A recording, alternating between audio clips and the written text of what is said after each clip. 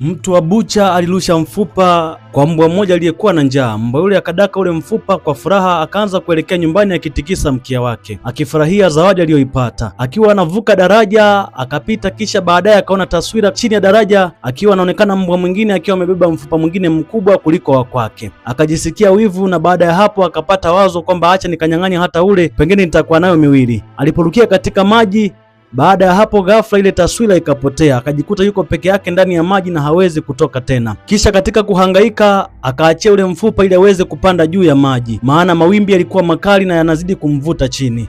Alipotoka nje akajikuta yuko peke yake na hana tena hata mfupa aliyokuwa nao. Macho yakamtoka, akazidi kuguna na kunung'unika, akagundua amefanya maamuzi ya kijinga sana, kwa sababu wakati mwingine katika kuhangaika kupata vingi tunaweza kujikuta tunapoteza hata kile kichache tulichokuwa nacho.